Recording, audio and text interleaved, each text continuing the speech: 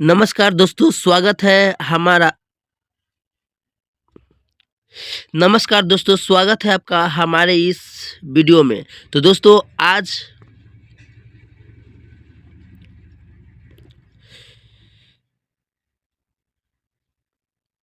नमस्कार दोस्तों, स्वागत है आपका हमारा इस न्यू वीडियो में। तो दोस्तों आज मैं आपको फिर से बहुत ही इम्पोर्टेंट क्वेश्चन लेके आया हूँ, जो बार बार गवर्नमेंट जॉब की एग्ज़ाम में बार बार पूछे जाते हैं। अगर आप किसी भी सरकारी जॉब की तैयारी कर रहे हैं तो ये क्वेश्चन बार बार एग्ज़ाम में पूछे जाते हैं। तो इस वीडियो को पूरा लास्ट तक जरूर देखिएगा। तो चलिए वीडियो को शुरू करते हैं। तो दोस्तों क्वेश्चन नंबर 1 हिस्ट्री से है। क्वेश्चन नंबर 1 में करा है, शिशुनाग वंश की राजधानी कहाँ थी? शिशुनाग वंश की राजधानी कहाँ थी? ऑप्शन नंबर ए में है राजगीर, बी में है वैशाली, सी में है पाटलिपुत्र और डी में है उज्जैन। तो दोस्तों इसका जो राइट आंसर है वो हो जाएगा आपका option number B, Rajgir. Shishunag की वंश की राजधानी कहाँ थी? तो वो थी सॉरी वैशाली थी। ठीक है, वैशाली थी। ठीक है, चलिए अगला क्वेश्चन है नालंदा विश्वविद्यालय को किसने नष्ट किया? नालंदा विश्वविद्यालय को किसने नष्ट किया? Option number A Mahmud Ghaznavi, B Mohammad Ghori, C Bakhtiyar Khilji, D Taimur. तो दोस्तों इसका राइट आंसर हो जाएगा आपका option number C, Bakhtiyar Khilji. ठीक है, चलिए अगला क्वेश्चन है क्वेश्चन नंबर 3, पानीपत का दूसरा युद्ध कब हुआ था? ऑप्शन नंबर ए में 1526 में, बी 1556 में, सी 1761 में, डी 1857 में। तो दोस्तों इसका जो राइट आंसर हो जाएगा वो हो जाएगा आपका ऑप्शन नंबर बी, 1556 में। ठीक है दोस्तों अगला क्वेश्चन है क्वेश्चन नंबर 4 में, अकबर की राजस्व व्यवस्था किसने बनाई? ऑप्शन नंबर ए है टोडरमल, बी है अबुल फजल, सी है बीरबल और डी में है मानसी। तो दोस्तों इसका जो राइट आंसर है वो हो जाएगा टोडरमल। ठीक है, टोडरमल। तो दोस्तों मुझे यहाँ पर 100 क्वेश्चन कराना है, इसलिए मैं थोड़ा हाली यहाँ पर करा रहा हूँ। ठीक है, देखिए क्वेश्चन नंबर 5 में है, भारत में प्रेस की स्वतंत्रता किस अनुच्छेद में है? ऑप्शन नंबर ए अनुच्छेद ए 19 1 के ए में, बी 20 में, सी 21 में, डी 22 में। तो भारत में प्रेस की स्वतंत्रता की अनुच्छेद ए यानी 19 ए के ए में है। ठीक है, चलिए क्वेश्चन नंबर 6 करा कि भारत का पहला समाचार पत्र कौन सा था? ऑप्शन नंबर ए Amrita Bazar Patrika, B Bengal budget, C Kesari, D Harijan. तो इसका राइट आंसर है option number B, Bengal budget.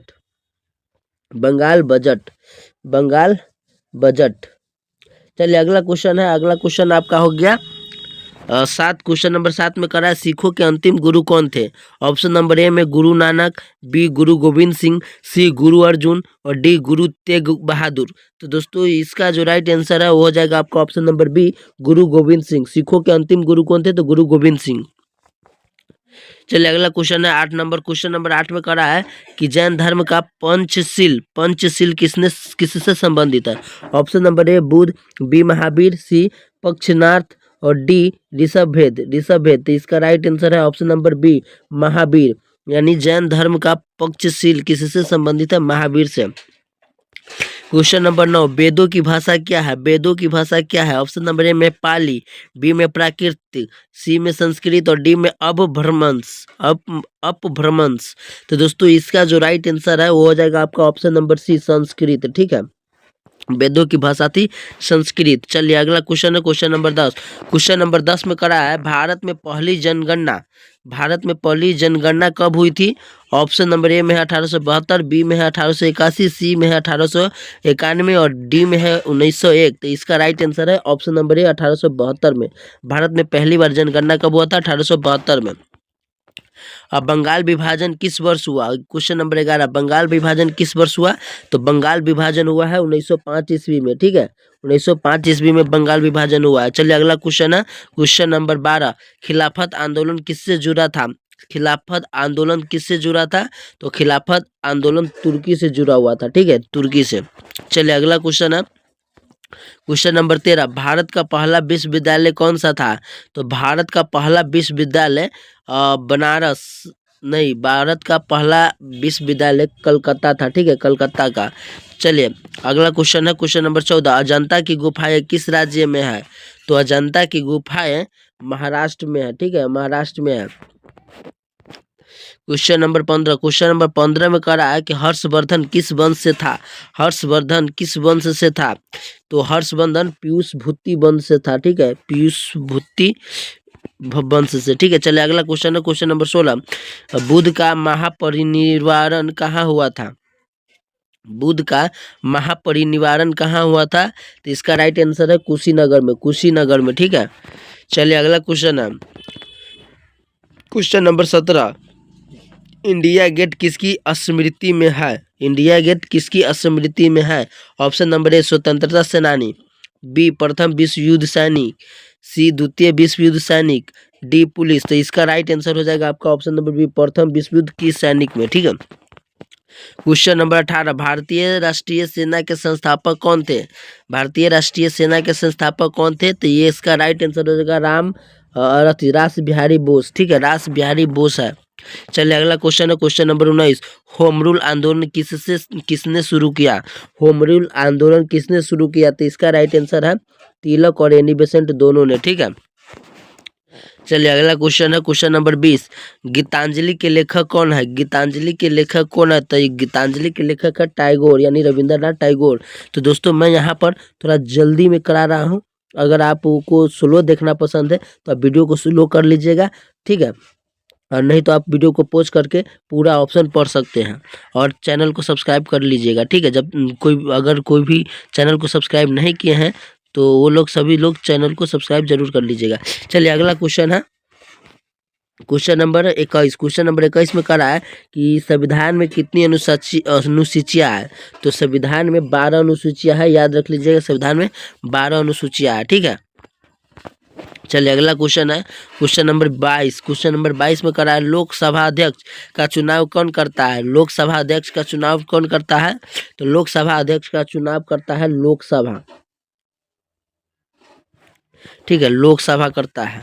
चलिए अगला क्वेश्चन है 23 में कैबिनेट का सामूहिक उत्तरदायित्व किसके प्रति होता है? तो कैबिनेट के सामूहिक उत्तरदायित्व किसके प्रति होता है? तो होता है लोकसभा के प्रति, लोकसभा के प्रति। Question number 24। चुनाव आयोग में कितने सदस्य होते हैं?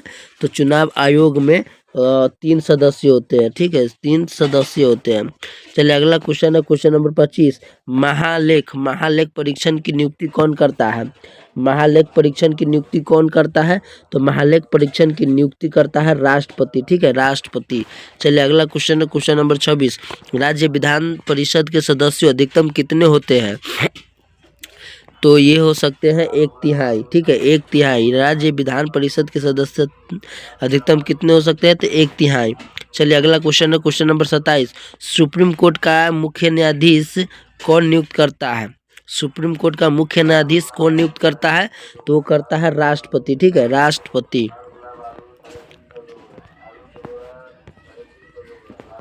चलिए अगला क्वेश्चन है क्वेश्चन नंबर 28। वित्त आयोग का उल्लेख किस अनुच्छेद में है? वित्त का आयोग का उल्लेख किस अनुच्छेद में है?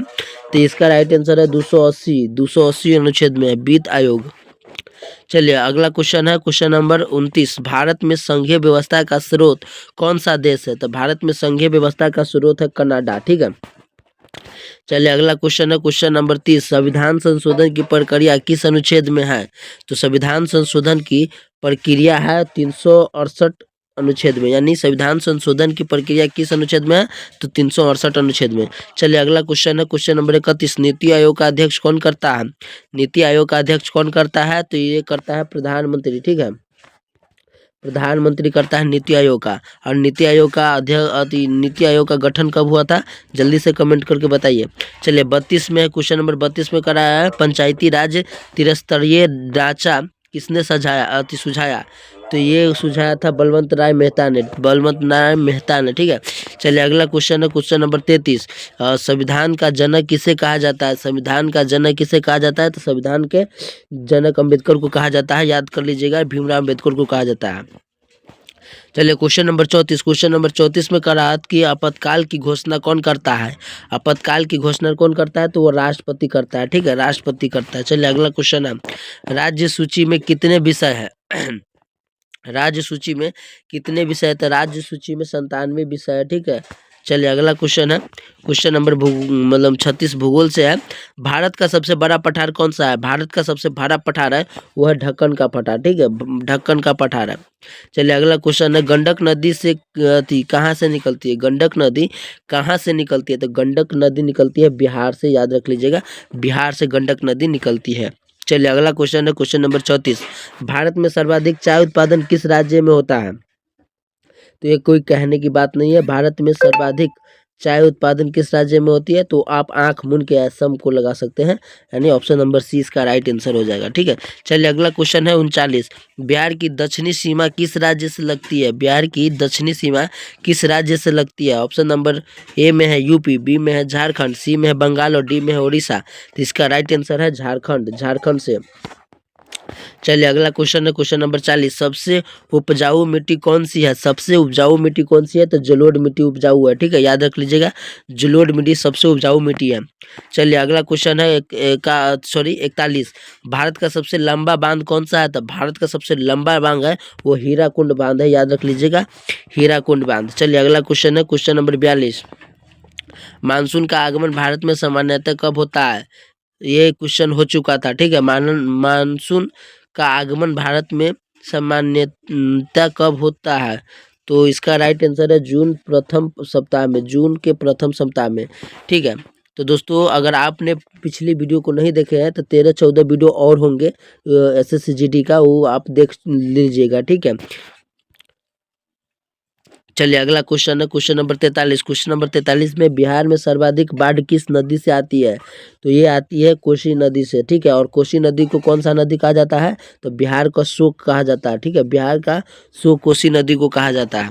चलिए अगला क्वेश्चन है, क्वेश्चन नंबर 44, भारत का सबसे बड़ा द्वीप कौन सा है।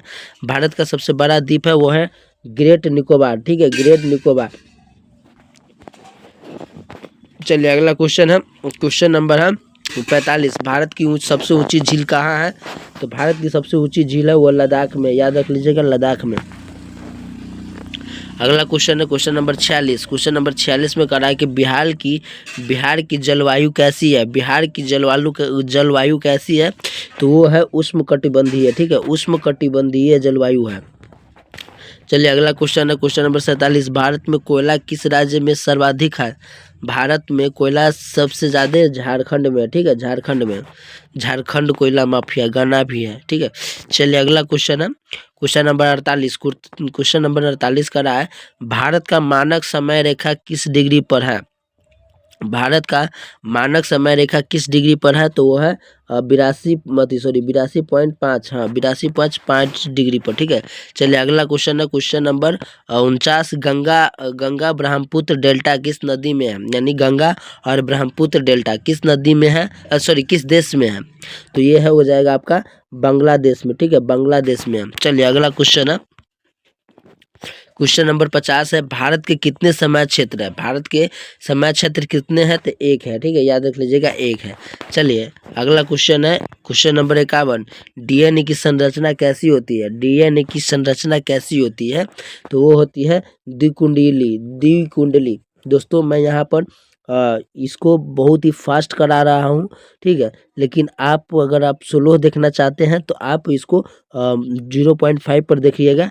ठीक है, क्योंकि मुझे यहाँ पर 100 क्वेश्चन कराना है। ठीक है, चलिए अगला क्वेश्चन है, क्वेश्चन नंबर 52, क्वेश्चन नंबर 52 का है, मानव शरीर का तापमान सामान्यतः कितना होता है, तो ये होता है आपका 37 डिग्री सेल्सियस। ठीक है, आप फ़ारेनहाइट में कितना होता है, जल्दी से सभी लोग कमेंट करके बताइए। चलिए अगला क्वेश्चन है, क्वेश्चन नंबर 53, धातु जो तरल होती है, यानी कौन सी धातु जो तरल होती है, वो हो जाएगा आपका पारा। ठीक है, पारा। चलिए अगला क्वेश्चन है, अगला क्वेश्चन है, क्वेश्चन नंबर 54, ओजोन परत किस गैस से बनी है। ओजोन परत किस गैस से बनी है, तो ये O3 से बना है। इसका right answer option number B हो जाएगा। चलिए अगला क्वेश्चन है, क्वेश्चन नंबर 55, पौधे में वाष्प उत्सर्जन किससे होता है, तो पौधे में वाष्प उत्सर्जन पत्तियों से होता है। ठीक है, पत्तियों से। चलिए अगला क्वेश्चन है क्वेश्चन नंबर 56। सबसे तेज प्रकाश किस माध्यम में चलता है? तो वो चलता है निर्वात में, याद रख लीजिएगा, निर्वात में। चलिए अगला क्वेश्चन है क्वेश्चन नंबर 57। ध्वनि की चाल निर्भर करती है, तो ध्वनि की चाल में निर्भर करती है कथी पर? माध्य पर, तापमान पर और आर्द्रता पर, ये तीनों पर निर्भर करती है, याद रख लीजिएगा। चलिए अगला क्वेश्चन है क्वेश्चन नंबर 58। रक्त का पीएच मान कितना होता है? तो रक्त का पीएच मान होता है आपका 7.4%, ठीक है, यानी 7.4 पीएच मान होता है, ठीक है। चलिए 59 क्वेश्चन नंबर 59 में करा है, मानव शरीर में सबसे अधिक पानी किसमें होता है? जी हाँ दोस्तों, ये काफ़ी भी ज़्यादा इंपॉर्टेंट क्वेश्चन है कि मानव शरीर में सबसे अधिक पानी किसमें होता है? तो वो होता है आपका मांसपेशी में, याद रख लीजिएगा, मांसपेशी में। चलिए अगला क्वेश्चन है क्वेश्चन नंबर 60। सबसे हल्की धातु कौन सी है? तो सबसे हल्की धातु है वो है लिथियम, ठीक है, याद रख लीजिएगा, लिथियम सबसे हल्की धातु है। और कौन सा धातु है जो जिसे चाकू से काटा जा सकता है? जल्दी से कमेंट कीजिए। क्वेश्चन नंबर 61 में करा है कि विटामिन ए की कमी से विटामिन ए की कमी से रतौंधी होता है या स्कर्वी होता है या एनीमिया होता है या रिटिकेटस होता है? तो ये विटामिन ए की कमी से होता है रतौंधी, याद रख लीजिएगा, रतौंधी होता है, यानी आँख की रोशनी चली जाती है। और आँख की रोशनी बढ़ाने के लिए कौन सा मतलब कौन सा फल खाना चाहिए या कौन सा सब्जी खाना चाहिए? जल्दी से कमेंट करके बताइए, ठीक है। चलिए अगला क्वेश्चन है क्वेश्चन नंबर 62। CO2 अग्निशामक में क्यों प्रयोग होती है? यानी जो CO2 है वो अग्निशामक में क्यों प्रयोग होती है? ठंडी होती है या भारी होती है, ऑक्सीजन हटाती है, ठीक है, तो इसका कारण होगा मेन कि ऑक्सीजन हटाती है, ठीक है। चलिए अगला क्वेश्चन है क्वेश्चन नंबर 63। मानव कंगाल में हड्डियों की संख्या कितनी होती है? तो मानव कंगाल में हड्डियों की संख्या 206 होती है। और मानव के शरीर में कितनी होती है? तो 206 ही होती है, ठीक है। चलिए अगला क्वेश्चन है क्वेश्चन नंबर 64। क्वेश्चन नंबर 64 में कहा है कि ध्वनिक तरंग कैसी होती है? तो ध्वनिक तरंग जो होती है वो अनुदैर्ध्य तरंग होती है, ठीक है। चलिए अगला क्वेश्चन है क्वेश्चन नंबर 65। सूर्य की ऊर्जा किस अभिक्रिया से आती है? तो सूर्य की ऊर्जा संलयन से आती है, संलयन से, ठीक है, संलयन से। चलिए अगला क्वेश्चन है गणित और रीजनिंग से, ठीक है। देखिए यहाँ पर करा है कि 18 का 25% कितना होगा? मैं परसेंटेज निकालना कितना बार सिखा चुका हूँ, ठीक है। तो चलिए एक बार फिर मैं आपको वो सिखा देता हूँ। देखिए यहाँ पर 18 का 25% करा था, 18 गुने 25/100 करेंगे, ठीक है। 25 चौका 100, आज 4 से काटेंगे तो ये 2 हो जाएगा, ये 9 हो जाएगा, ठीक है। तो 9/2 कितना हो जाएगा आपका? 4 दूना 8, 8 कितना हो जाएगा? 4.5 हो जाएगा, हाँ 4.5। तो इसका राइट आंसर हो जाएगा ऑप्शन नंबर ए 4.5। तो इस तरीका से आप परसेंटेज निकाल सकते हैं। चलिए अगला क्वेश्चन है क्वेश्चन नंबर 67। क्वेश्चन नंबर 67 में करा है कि 196 का वर्गमूल कितना होता है? तो 196 का वर्गमूल सभी को याद होगा कि 14 होता है, ठीक है। तो इसका right answer option number C हो जाएगा 14। चलिए अगला क्वेश्चन है क्वेश्चन नंबर 68। क्वेश्चन नंबर 68 में कह रहा है कि 3 है तो 27 है, तो 5 है तो कितना होगा? देखिए 3 का पावर 1 है तो यहाँ पर 3 का पावर 3 हो गया है, तो 5 का पावर 1 है तो यहाँ पर 5 का पावर 3 हो जाएगा, तब कितना हो जाएगा? 625 हो जाएगा कि 100। देखिए 25 25 पंचे 125, तो 125 हो जाएगा। तो इसका राइट आंसर ऑप्शन नंबर ए हो जाएगा, ठीक है। चलिए अगला क्वेश्चन है क्वेश्चन नंबर 69। क्वेश्चन नंबर 69 में कह रहा है कि 2 है, 6 है, 12 है, 20 है, तो उसके आगे क्या होगा? तो उसके आगे आपका इसका राइट आंसर हो जाएगा आपका ऑप्शन नंबर ए 28, उसके बाद 28 होगा, ठीक है। और ये किस बेस पे हुआ है ये मैं आपको अगले वीडियो में बताऊंगा। चलिए अगला क्वेश्चन है क्वेश्चन नंबर 70 है, ठीक है। क्वेश्चन नंबर 70 में कह रहा है कि 5 पुरुष 12 दिन में काम करते हैं, तो 10 पुरुष कितने दिन में काम करेंगे? तो दोस्तों 10 पुरुष 6 दिन में काम करेंगे। इसका right answer option number B हो जाएगा 6, ठीक है। इसको सॉल्व करूंगा तो बहुत समय लग जाएगा, ठीक है, और ये वीडियो बहुत ज़्यादा लेंदी हो जाएगा। मैथ का एक स्पेशल वीडियो मैं लेकर आऊँगा, ठीक है। चलिए यहाँ पर क्वेश्चन नंबर 71 है। क्वेश्चन नंबर 71 में कह रहा है 7/8 का दशमलव रूप कितना होगा? 7/8 का दशमलव रूप कितना होगा? तो वो हो जाएगा आपका 0.875, यानी ऑप्शन नंबर बी हो जाएगा, ठीक है। चलिए अगला क्वेश्चन है क्वेश्चन नंबर 72। क्वेश्चन नंबर 72 में कह रहा है कि 8/12 का एलसीएम निकालना है। 8/12 का एलसीएम निकालना है, तो 8/12 का एलसीएम कितना होगा? तो 8/12 का एलसीएम 24 होगा। ये सभी को आता होगा निकालना, ठीक है, निकाल लीजिएगा। चलिए अगला क्वेश्चन है क्वेश्चन नंबर 73 में कह रहा है कि औसत 5 संख्याओं का योग 20 है, तो कभी औसत 5 संख्याओं का योग औसत 5 संख्याओं का 20 है तो योग बताना है। तो देखिए औसत बराबर क्या होता है, योग बटे संख्या होती है ना, योग बटे संख्या होती है। तो औसत 5 का रहा, तो 20 यहाँ पर है, तो इसको करेंगे तो क्या है, ये भाग में तो गुना हो जाएगा, 20 पंचे 100 हो जाएगा। इसका right answer option number C हो जाएगा। ठीक है, सी हो जाएगा। चलिए अगला क्वेश्चन है क्वेश्चन नंबर 70, क्वेश्चन नंबर 74 में करा है कि 90% बराबर कितना होता है, 90%। तो 90% का मतलब जानते हैं, वो एक का 90% कर रहा है। 90% का मतलब होता है 90। ठीक है, 90% कर रहा है, तो 90% कितना हो जाएगा, 0.9। इसका राइट आंसर ऑप्शन नंबर 0.9 होगा, यानी 90%, एक का 90% या कितना का है यहाँ पर उसको क्लियर नहीं किया गया है। ठीक है, चलिए अगला क्वेश्चन है क्वेश्चन नंबर 75। क्वेश्चन नंबर 75 में कह रहा है कि पुस्तक का बहुवचन क्या होता है। पुस्तक का बहुवचन होता है पुस्तकें, याद रख लीजिएगा, पुस्तकें होता है। ठीक है, चलिए अगला क्वेश्चन है क्वेश्चन नंबर 76। क्वेश्चन नंबर 76 में कह रहा है कि AZBYC, तो इसके बाद क्या होगा आपका, तो उसके बाद हो जाएगा आपका एक्स। ठीक है, राइट आंसर हो जाएगा ऑप्शन नंबर ए, एक्स। इसको सॉल्व कर लीजिएगा। ठीक है, क्वेश्चन नंबर 77, क्वेश्चन नंबर 77 हो जाएगा क्वेश्चन नंबर 77 में करा कि 11 स्क्वायर माइनस 9 का स्क्वायर। ठीक है, तो बराबर कितना होगा, तो 11 का स्क्वायर कितना होता है, 121 होता है। ठीक है, 9 का 81 होता है, घटा दीजिए 0 हो जाएगा, 12 में 60 गए 40 आंसर, इसका राइट आंसर हो जाएगा। ठीक है, चलिए अगला क्वेश्चन हो जाएगा क्वेश्चन नंबर 78। क्वेश्चन नंबर 78 में कह रहा है कि एक दिन बराबर कितना सेकेंड्स होता है, एक दिन बराबर कितना सेकेंड्स होता है। इसका राइट आंसर हो जाएगा ऑप्शन नंबर बी, 86,400 सेकेंड। चलिए अगला क्वेश्चन है क्वेश्चन नंबर 79 है, त्रिभुज का क्षेत्रफल।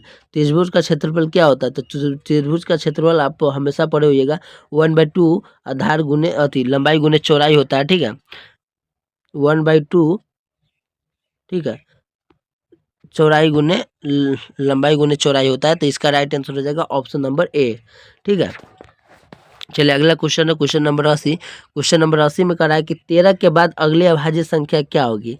13 के बाद अभाज्य संख्या क्या आएगी, 15 होगी, नहीं 17 होगा, बिल्कुल होगा 17 होगा। इसका राइट आंसर हो जाएगा ऑप्शन नंबर सी, 17। ठीक है, चलिए अगला क्वेश्चन है क्वेश्चन नंबर 81। क्वेश्चन नंबर 81 में कह रहा है कि यदि ए बड़ा है, मतलब ए छोटा है बी से, ठीक है, और बी छोटा है सी से, तो सबसे छोटा कौन होगा, तो सबसे छोटा कौन हो जाएगा बताइए, सबसे छोटा सी हो जाएगा। ठीक है, इसका right answer option number C हो जाएगा। चलिए अगला क्वेश्चन है क्वेश्चन नंबर 82। क्वेश्चन नंबर 82 में कह रहा है कि 100 का 12%, देखिए यहाँ पर 100 का 12% है, तो 100 का 12% क्या इतना हो जाएगा, 100 बट्टे में 100 गुने 12 बट्टे में 100, तो 100 का 12%, 100 का 12% कितना हो जाएगा, 12 हो जाएगा। ठीक है, तो वहाँ पर सीधे 90% दिया गया था, तो 90% एक का आप 90% निकाल सकते हैं, 1 गुने 90/100 कर सकते हैं। ठीक है, एक का 90% निकालिएगा तो आपको ये कट के आ जाएगा, यहाँ से कट जाएगा, और एक का 0.1 आ जाएगा। ठीक है, इस तरीक़ा से वहाँ पर आंसर दिया गया है। चलिए अगला क्वेश्चन है क्वेश्चन नंबर 83। क्वेश्चन नंबर 83 में कह रहा है कि 9 का 81 है, तो 8 का कितना होगा। तो देखिए यहाँ पर स्क्वायर दिया गया है, 9 का स्क्वायर 81 होता है, तो 8 का कितना हो जाएगा, 64 हो जाएगा। इसका right answer option number C हो जाएगा। चलिए अगला क्वेश्चन है क्वेश्चन नंबर 84। क्वेश्चन नंबर 84 में कह रहा है कि सबसे छोटी सम संख्या क्या है। सबसे छोटी सम संख्या क्या है, तो ये पूछने वाली बात नहीं है। सबसे छोटी सम संख्या, सम संख्या किसे कहते हैं, वो पूरा पूर्णतः विभाजित हो, तो सम छोटी सम संख्या, सबसे छोटी संख्या क्या है, वो है 2 है। ठीक है, ये देखिए सम संख्या कर रही है, सम और विषम, तो ये 2 हो जाएगा। इसका राइट आंसर हो जाएगा ऑप्शन नंबर सी। ठीक है, ये गलत आंसर है।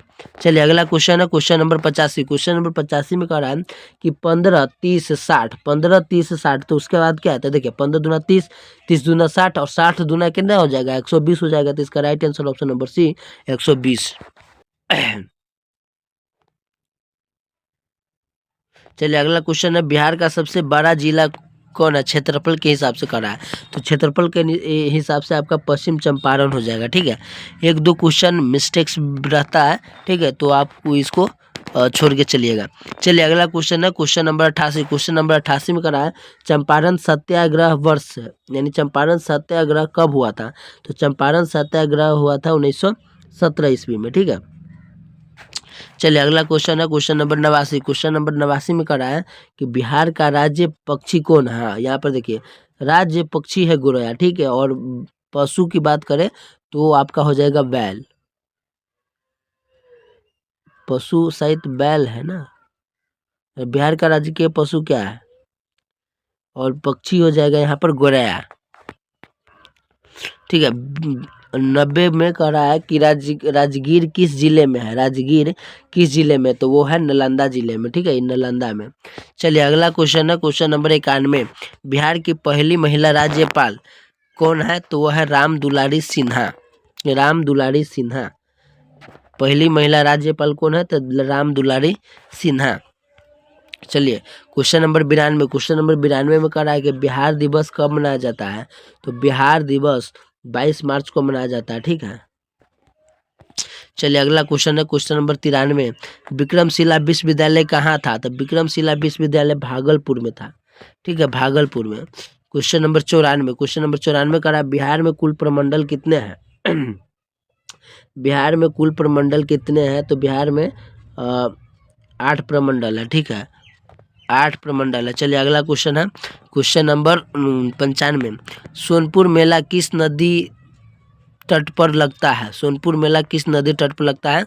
तो वो लगता है आपका गंगा गंडक संगम पर, गंगा गंडक संगम पर लगता है सोनपुर मेला।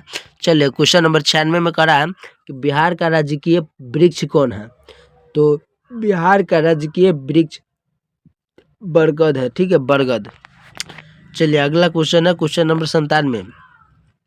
क्वेश्चन नंबर 97 में कह रहा है कि बिहार में सर्वाधिक बोली जाने वाली भाषा कौन है? तो सर्वाधिक बोली जाने भाषा वो है हिंदी, ठीक है, हिंदी है। Question number 98। जेपी आंदोलन किस वर्ष शुरू हुआ था? तो जेपी आंदोलन किस वर्ष शुरू हुआ था? तो वो हुआ था 1974 ईस्वी में, 1974 ईस्वी में। Question number 99। बिहार की सबसे पुरानी नगरी कौन है? बिहार की सबसे पुरानी नगरी कौन है? तो वो है वैशाली, ठीक है, फर्स्ट में भी हुआ था क्वेश्चन। बिहार की सबसे पुरानी नगरी कौन है? तो वैशाली है, और वहाँ पर वैशाली की राजधानी पूछी गई थी, ठीक है। चलिए यहाँ पर क्वेश्चन नंबर 100 है। क्वेश्चन नंबर 100 में कह रहा है कि बिहार का राजकीय खेल कौन है? तो बिहार का राजकीय खेल कबड्डी है, और भारत का राष्ट्रीय खेल हॉकी है, ठीक है। लेकिन इस सारे के बीच में एक क्वेश्चन फंसा हुआ है, वो है बिहार का राष्ट्रीय पशु। तो बिहार का राष्ट्रीय पशु कौन है? जल्दी से सभी लोग कमेंट करके बताइए, ठीक है। तो दोस्तों तो इस वीडियो को यहीं पर समाप्त करता हूं। अगर ये वीडियो थोड़ा भी अच्छा लगा हो तो वीडियो को लाइक करके चैनल को सब्सक्राइब जरूर कर लीजिएगा, और इसका आप PDF लेना चाहते हैं तो इसी वीडियो के डिस्क्रिप्शन में हमारे टेलीग्राम चैनल का लिंक मिल जाएगा, आप वहां से इस PDF को डाउनलोड कर सकते हैं। तो दोस्तों आज के लिए बस इतना ही, मिलते हैं फिर से एक नया वीडियो में।